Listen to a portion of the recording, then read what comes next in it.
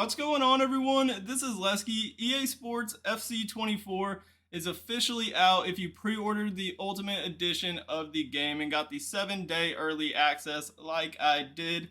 In this video, for the first EA Sports FC 24 video on my YouTube channel, I'll be taking a look at the settings, going over the controller and game settings that I'll be using at the start of the year. Keep in mind, these settings are subject to change, and if they do, I will come out with an updated settings video for you guys. So let's get started and take a look at some of these settings. So the first thing we need to do is get to the settings screen that I'm on right now. So I'm going to go back to the home screen, and right here on FC Live you can see there is a change settings button. Also, you can go to the top left and see that little gear icon. You can click that and it'll take you to this page, and then I'm going to click settings, and we're going to go to game settings, and this will take us to the gameplay, which is going to be the most important thing that we're looking at here. Camera will be pretty important, and maybe some of the visual settings. So preset is the first setting, the presets. You're going to want this on competitive. This is the competitive master switch. It'll automatically turn settings off or on for you. And you might as well have this on because every single online game you're going to get into, competitive master switch will be automatically triggered on. So the only time you can play the game without the competitive master switch is when you are playing offline matches.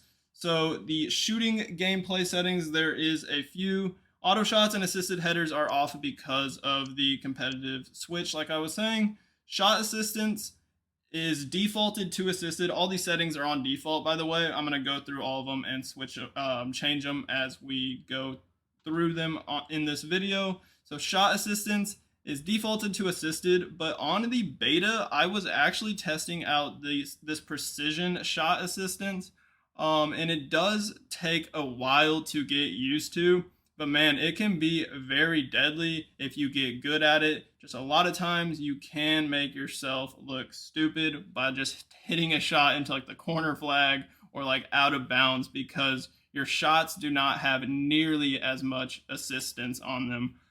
You have to be a lot more precise and aim a lot closer to the goal, but it will make your shots more accurate and faster as a benefit of having this setting on.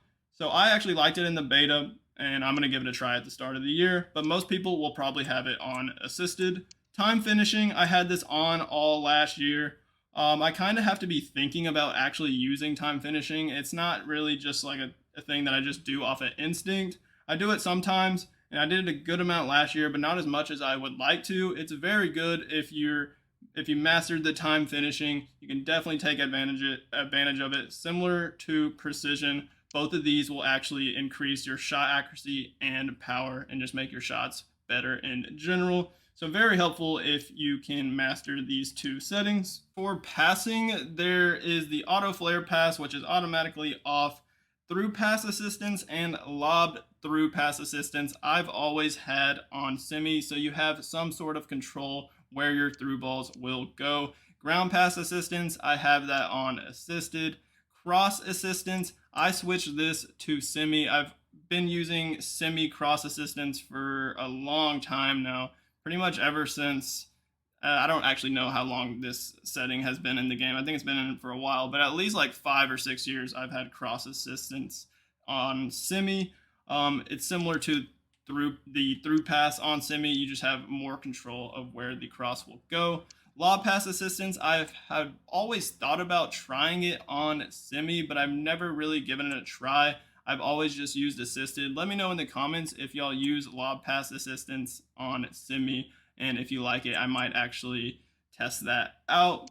Pass receiver lock, I like this on late. They have animation startup and power up. Late will mean you can change your pass, the decision of who you're going to pass it to, like last second before your player passes the ball. This can be really good. Like if a defender seems to read your pass that you're about to make, you can change it to another teammate last second. And I believe this also works for shots. Like you can change your shot last second as well. Precision pass sensitivity. This is the new type of pass where you press RBY or RBX. There's two different types, or R1Y or R1 triangle and R1 square on PlayStation. I just didn't mess with this. I just kept it on normal sensitivity. I might have to try it on high and just see how it feels, but normal felt pretty good to me. Onto defending. Clearance assistance is a setting that was new last year, I believe. They introduced the directional clearance assistance setting. It used to just always be on classic. Directional will give you more control of where you actually are clearing the ball. To trigger a clearance or activate a clearance, you have to press the shoot button. So like B on Xbox or circle on PlayStation when you're like in your box, your defensive box or your defensive half of the field, you can clear the ball. But I pretty much never press that button to clear. If I want to clear, I'm always just pressing the X button, the lob pass button, like LBX or just a normal X, because it feels like it locks on to your teammate a lot more than if you would just press the clearance button. But sometimes you kind of just have to clear it out in like a pressure situation. Jockey is going to be on manual because of competitive. Defending. So they have tactical defending and advanced defending. Advanced defending is the new setting they added. So advanced defending right here gives you the freedom to choose your tackle type. Press B to attempt a stand tackle. Press A to attempt a shoulder challenge or a seal out. So this basically turns both of those actions into two different buttons rather than just one button. Ever since FIFA, EA Sports has been making this football game, pretty sure ever since I can remember, the shoulder bump button has always been the same as the stand tackle button. So a lot of times when you're trying to chase someone down and you're shoulder to shoulder, I love bumping people and bodying people off the ball. I utilize that a lot, but sometimes you'll go in for a stand tackle when you don't want to, and it can be very costly. So this will allow you to just press A to do the shoulder challenge animation, which might take some time getting used to, but will be extremely helpful. I would highly suggest switching to advanced defending this year. And then you're gonna wanna keep the pass block assistance setting on. Switching. I don't play a lot of Ultimate Team these days and probably won't play a whole lot this year, but I have played a ton of just 1v1 FIFA and even like 2v2 co-op FIFA. And I've always just been a fan of having auto switching off, just having it on manual completely. I don't like the game switching for me in certain situations. It can throw me off, and I'd rather just switch myself every single time. But that is definitely a preference, so it's kind of up to you guys. Auto switch move assistance. If you are going to have auto switching on somewhat in one of these settings, I would suggest keeping it on low or putting it on low. Right stick switching, classic. There's player rotation, and then there's also adaptive. Adaptive was new last year, but last year it was buggy and would make your game kind of chop or stutter. So I took that off, but it is pretty good if you want to give that a try. I'm not sure if it's still going to be buggy this year. But I'm just going to keep it on classic for now. Right stick switching reference, you're going to want that on player relative. Right stick switching sensitivity, 4 is the default, I guess. I might bump that up to 5. I don't know. Haven't really messed with that yet. So we'll see. Next player switching, closest to ball, goal side, or classic. I'm just going to keep that on classic. Player lock, I like using that sometimes. So I'm going to have that on. Icon switching, I never use that, so I have that off.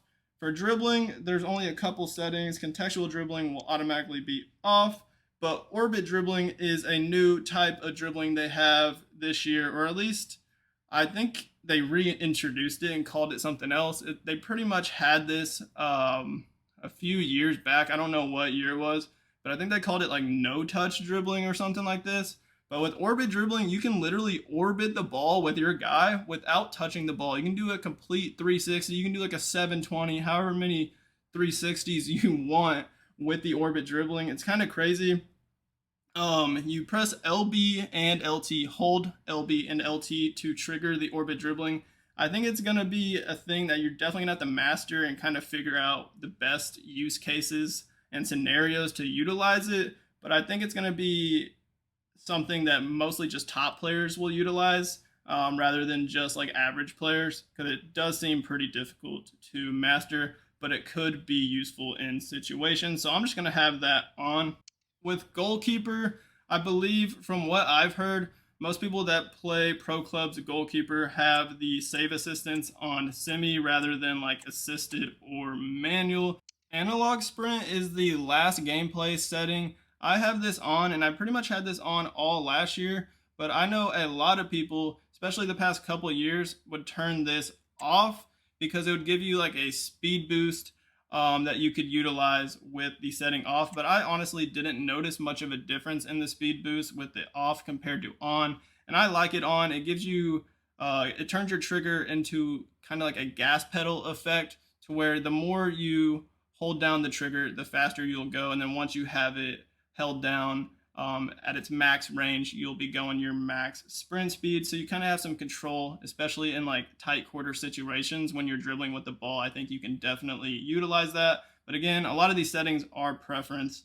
And this one definitely is. So you can have this one off or you can have this one on. And I haven't mentioned this yet, but I use an Elite controller when I play FIFA with 2 paddles on the back mapped to the bumpers, LB and RB, or L1 and R1 if you're on PlayStation. You use the bumpers a lot in FIFA with types of passes, shots, types of dribbling, and then skill moves. You definitely need the bumpers. So just having them mapped to the paddles in the back, you always have your fingers on it ready to go. And that fraction of a second that you're saving doing that can make a big difference in a fast-paced game like FIFA or EA Sports FC 24. So now I'm going to look at the rest of these settings.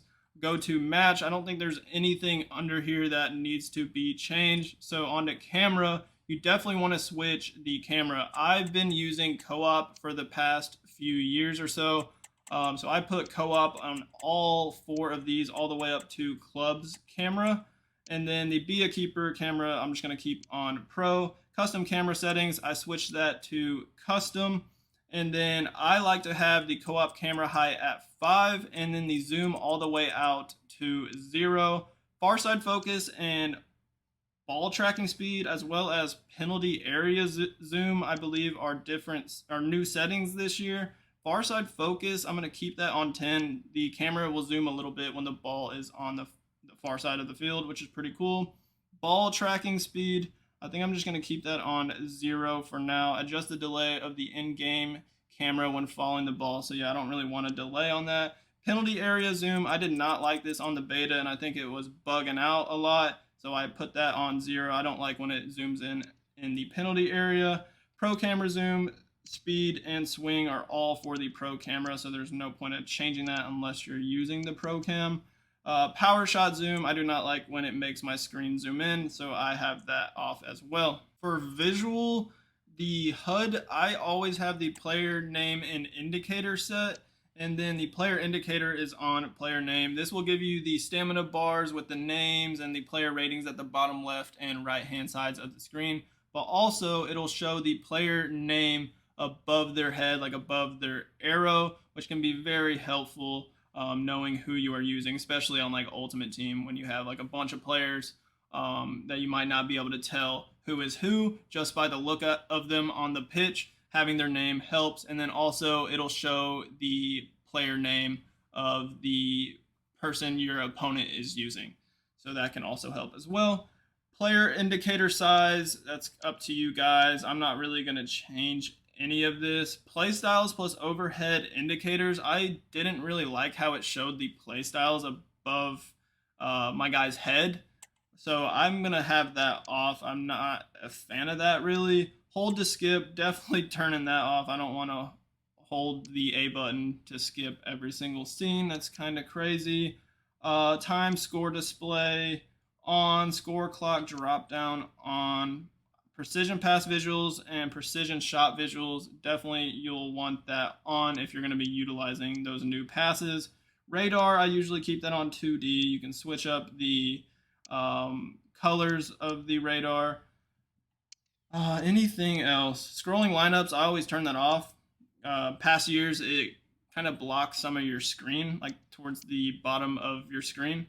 So I turn that off. Connection indicator, I'm gonna have that off.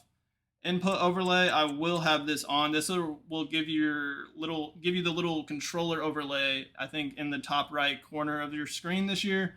And it'll show you basically what you're doing on your controller. I like that, especially for when I can record and show y'all gameplay so y'all can see what I'm doing on the controller. Hypermotion insights overlays, I'm just gonna keep that on. And I think that's pretty much it. You can change like the audio settings. I might have to mess with that.